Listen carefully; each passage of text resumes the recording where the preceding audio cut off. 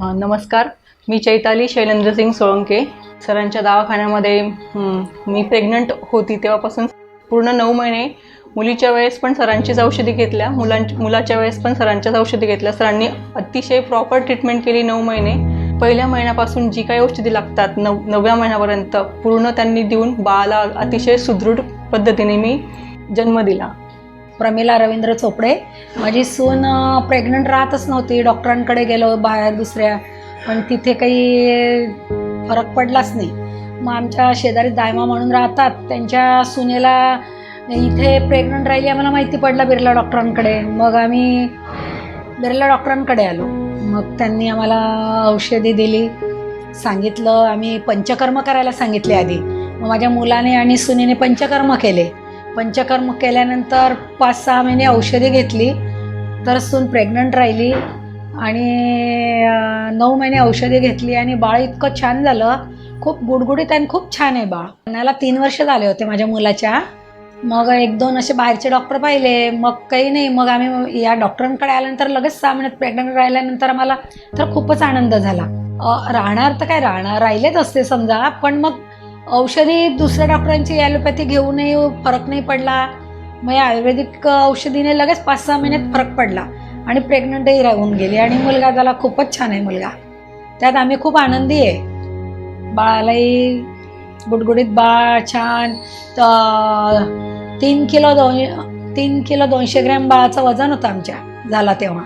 आणि बाळ काही रडत नाही, काही नाही, शांत आणि एकदम मस्त बाळ आहे.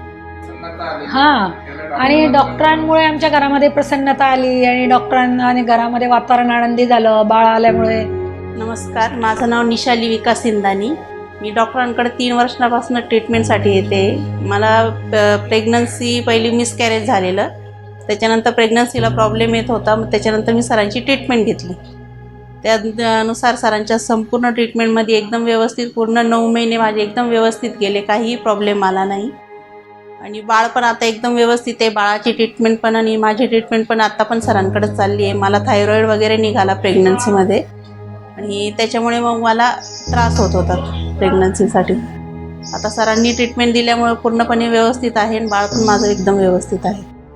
छर्दी रेतसम म्हणजे काही नॅचरल अर्जेस जे असतात, अशा 14 नॅचरल अर्जेस म्हणजे नैसर्गिक भावना किंवा नैसर्गिक संवेदना शास्त्रात सांगितलं की त्या आवरून धरायला नको, त्यांना मोकळं करायला पाहिजे. अशा वेगान न धरायत वात म्हणजे गॅसेस पास होण्याची वेळ, पण आपण संकोचमुळे गॅस पास करत नाही. वात विणमूत्र म्हणजे शौचाला किंवा लघवीला लागले पण तिथे जागा नाही म्हणून आपण दाबून ठेवतोय किंवा वारंवार जायला लागेल म्हणून आपण संकोच किंवा मर्यादेमुळे थांबवून ठेवतोय. किंवा स्त्रियांमध्ये किचनमध्ये काम करताना काही पाहुण्यांची फार गर्दी आहे, लगबग आहे, टिफिन बनवायचा म्हणून जातच नाही आहे. शवतूट म्हणजे एक शिंका येत आहे तरी थांबवून ठेवले आहे. तूट म्हणजे तृष्णा म्हणजे तहान लागली तरी आपण पाणीच पित नाही. भूक लागली आहे तरी पण आपल्याकडे जेवायलाच वेळ नाही, कामातच आपण व्यस्त आहे किंवा मग अवेळी जेवण करतो आहे. निद्रा का श्रमश्वास, निद्रा म्हणजे झोप येते पण आपल्याला झोपायला मिळत नाही किंवा आपण मुद्दामूनच काहीतरी TV बघून झोप टाळतोय. कास म्हणजे आपल्याला खोकला येतं तरी खोकला आपण दाबून ठेवतोय. श्रमश्वास म्हणजे आपण कुठे उंच जागेवर चढतोय तरी पण श्वास लागतोय म्हणून तोंड बंद करून ठेवतोय. निद्रा का श्रमश्वास. जृंभा म्हणजे जांभई येते पण ती आपण संकोचात दाबून ठेवतोय. जृंभा. अश्रुष छर्दी रेतसम म्हणजे डोळ्यांना पाणी येते किंवा रडू येते पण आपण संकोचात रडत नाही किंवा प्रेशरमुळे रडत नाही. छर्दी म्हणजे उलटी होते तरी आपण थांबवून ठेवतोय. आणि रेतस्राव म्हणजे शरीर संबंधाची इच्छा होते तरी पण आपण ती भावना दडपून ठेवली. ह्या सगळ्या नैसर्गिक भावना थांबवून ठेवल्या किंवा मानसिक भावना न थांबवल्या म्हणजे काम, क्रोध, लोभ, ईर्ष्या, मोह, मत्सर ह्या ज्या नैसर्गिक गोष्टी आहेत त्यांचा आपण थांबवून ठेवणं म्हणजे त्यांचा अवरोध करायला पाहिजे. त्या आपण अवरोध करत नाही, त्या आपण जास्त प्रमाणात व्यक्त करून चिडचिड, संताप करतोय किंवा अँझायटी निर्माण करतोय. ह्या कारणांमुळे शरीरामध्ये वेगवेगळ्या वात, पित्त, कफ असलेले जे तिन्ही दोष आहे यांचं इम्बॅलन्स होतं आणि हे इम्बॅलन्स झाल्यामुळे शरीरातल्या त्या बीजापर्यंत म्हणजे स्त्रीबीज, पुरुष बीज ह्याच्यापर्यंत पोषण नीट होऊ शकत नाही. आणि हे न झालेलं पोषण जे असतं त्यामुळे ते बीज त्या प्रमाणामध्ये कार्य करत नाही. जसं खुरटलेलं एखादं बी असेल तर ते चांगल्या पद्धतीचं झाड किंवा चांगल्या पद्धतीचं रोप तर निर्माण करूच शकणार नाही.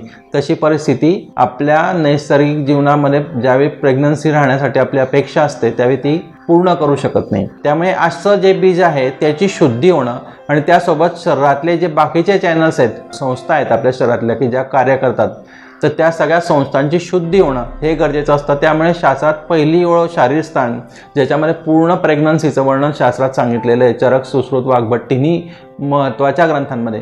ते म्हणजे सगळ्यात पहिली लाईन आहे की आधी पूर्ण पंचकर्म नीट करा. पंचकर्म केल्यामुळे अनएक्सप्लेन इनफर्टिलिटी किंवा काही मतिमंद बाळ होण्याची शृंखला किंवा वारंवार गर्भपात होतोय आणि त्याचं कारणच कळत नाही, किंवा काही टॉर्च व्हायरसमुळे बऱ्याचशा वेळी प्रेग्नन्सी राहू शकत नाही, किंवा झालंच तरी पटकन गर्भस्राव किंवा पाणी निघून जातं आहे, किंवा एखादा विकृत बाळ निर्माण होतं आहे ज्याचा स्पायना बायफिडा किंवा कोणत्या तरी 4 बोट 5 बोट असतील, किंवा ओठ कापलेल्यासारखं ज्याला खंडोष्ट म्हणतात आपण, तशा पद्धतीच्या विकृती निर्माण झालेलं बाळ निर्माण होतं आहे, किंवा प्रीमॅच्युअर डिलिव्हरी होते. अशा रुग्णांमध्ये पंचकर्म केल्यानंतर, ही शुद्धी केल्यानंतर बळकट आणि त्याच्यासोबत बीजशुद्धी आणि दयाशुद्धीसोबत बीजपुष्टी म्हणजे स्त्रीबीज आणि पुरुषबीज जे असतं ते आपलंच. जसं आपण आता बाहेर शेतामध्ये गेल्यानंतर आपल्याला उत्पन्न घ्यायचं असेल तर आम्ही नेहमी उदाहरण देतो की आपल्याला जसं शेतामध्ये गेलं का आपण त्याला एक सोपं उदाहरण घेऊ की आपल्याला उत्पन्न घ्यायचं आहे किंवा पीक घ्यायचं आहे, तर आपण सगळ्यात आधी पहिले ते शेत पूर्ण स्वच्छ करतो, त्या शेतामधलं असलेलं तण काढतो, मग त्याच्यामध्ये काही प्रमाणामध्ये आपण खत आणून त्या शेताची जमीन जी आहे ती सुपीक करतो. मग एक चांगल्या प्रतीचं बियाणं किंवा चांगल्या प्रतीचं बी आपण बाहेरून आणतो आणि ते ज्यावेळी पाऊस पडेल त्यावेळी ते आपण बीजवाई करतो. आणि ती बीजवाई झाल्यानंतर मग ते जे पीक असेल ते भरदार यायला लागतं आणि मग आपण 6 महिने त्याचं पालनपोषण करून त्याच्यापासून उत्पन्न घेतो. सेम सगळं त्याच पद्धतीची रचना आपल्या शरीरात परमेश्वराने केलेली आहे की एक वेळा आपण बीजशुद्धी आणि दयाशुद्धी करणं, मग आपल्याला आपलंच बीज वापरायचं म्हणून ती बीजपुष्टी करणं, आणि मग नैसर्गिकरित्या शरीर संबंध ठेवून गर्भधारणा करणं. ही सिस्टीम आयुर्वेदामध्ये अगदी प्राचीन काळापासून वर्णन केलेली आहे. आणि ह्या नैसर्गिक पद्धतीने जर कधी आपण ट्रीटमेंट केली किंवा ह्या कन्सेप्टला आम्ही प्री कन्सेप्शनल ट्रीटमेंट इन आयुर्वेदा म्हणजे गर्भधारणेपूर्वीची तयारी करून घेणं आणि त्यासाठी काउन्सिलिंग किंवा त्यासाठी काही विशिष्ट पद्धतीच्या पंचकर्माच्या क्रिया आणि त्यासाठी काही औषधींची योजना करून घेणं, हे जर केलं तर अतिशय सुंदर, 100त हे बाळ कोणाचं आहे असं विचारतील असे सुंदर बाळ आमच्याकडे असे हजारो बाळ आहेत.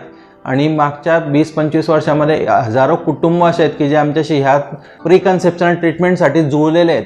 अगदी लांबून आउट ऑफ इंडियामधनं सुद्धा खूप सारे रुग्ण आपल्याकडे फक्त प्री कन्सेप्शनल ट्रीटमेंटसाठी येतात. आणि मुंबई पुण्याहून दर आठवड्यात 2 कपल कमीत कमी ह्या प्री कन्सेप्शनल ट्रीटमेंटची चौकशी करून इथे येऊन राहतात आणि त्यांना सुंदर रिझल्ट मिळालेले आहे असा आमचा अनुभव आहे.